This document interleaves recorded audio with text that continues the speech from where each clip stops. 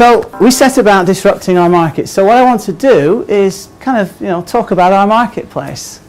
And the Hong Kong immigration services market can readily be split into two market types. There's the individual immigration services market, and then there's the corporate market. And the individual immigration services market is 15% of the market by value. So 85% of the market is the corporate space. Now, in going after the Hong Kong immigration services market as we did, we looked to see what it's really all about. Now remember, I've got expertise in this, and I know this industry backwards because I was a founding partner of the world's second largest global immigration practice, and I was a senior executive for the world's largest corporate immigration firm for 2.5 years. So I understand my marketplace uniquely. So really the players that we had was, this was the big gorilla globally and the big gorilla in Hong Kong. This is the lesser company. This is the company that I originally started in 1993, that I lost my interest in 2006. And then these are the big four accounting practices. And then these really are the kind of the larger global relocation companies that have a presence here and who practice immigration. And then all of these are the smaller players, one or two person companies, very often people who have worked for me in the past, who have interviewed for jobs with me in the past. So I understood what my marketplace was. But what was so interesting is that whilst it's widely acknowledged that I was kind of, the first mover and the shaker in a discrete immigration services business in Hong Kong back in 1993, essentially, I know for a fact that everybody in this marketplace is doing exactly the same thing that I was doing in 1993. It hasn't changed at all. So I thought, well, we need to shake this up.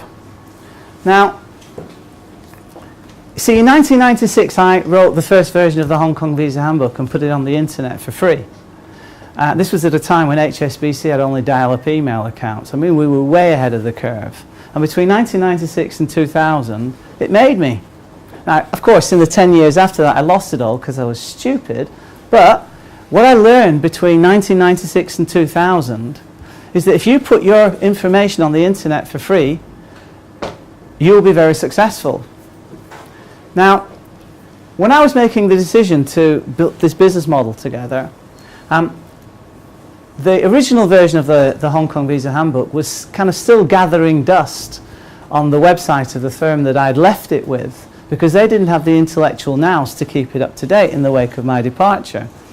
So by the time I'm putting this proposition together, I'm looking at my work on the internet, which essentially is ceded to them. But they haven't updated it for 4 years, and what was an asset that was just so valuable has now become a liability. So because that was kind of like the extent of the competition, if you will, on the content phase of a website, of an internet business like ours, then I knew that really, looking at the websites of all the other people that were in the game, if some of them even had a website that dealt specifically with content that would help people answer the questions and solve their problems, I realized it was wide open for us. It was just a matter of redoing the content and publishing it, and then continuing to learn as I went. So I needed to think about my content proposition, understanding that if we're going to creatively disrupt our marketplace, we have to start on the bleeding edge, right? Where essentially people are going to let us get on with it. Now, 4 years ago, I realized that there was a crying need for up-to-date, high-quality immigration content for these four types of people. Orphaned executives. There are some people in this room tonight who are orphaned executives. These are people who've had immigration status taken care of by their companies forever and ever and ever, and for one reason or other, they're no longer with those companies, and all of a sudden they have to deal with the problem of immigration, and they've never had to think about it before. The second constituency for our audience was entrepreneurs, those people that were wanting to come and live in Hong Kong and start businesses, or already lived in Hong Kong and wanted to start a business and needed immigration permission to do so. And the third constituency was essentially everyone who's lived here for close to or beyond 7 years, who's a foreign national and wants to become a permanent resident. And then finally, there was always going to be a need for people who have work visas, irrespective of how they got them, to have their questions answered, because people always have problems with work visas. And that information wasn't available anywhere on the internet. So we decided that we were going to publish to this niche, recognizing that actually we were going after only 15% of the marketplace. And so 4 years later and 10,000 pieces of content later, so this is kind of what we've achieved. We've got a tribe of nigh on 55,000 now that regularly visit our websites. We've been able to produce content that is bundled up into specific information and do-it-yourself kit packages for people that speak squarely to the particular problem that they've got, that we give away generously. We have a business that offers a 200% money-back guarantee for customers that we take on our Platinum package. That's the irresistible offer. That's what people need to know that actually we're in the trenches with them when it comes to their immigration application.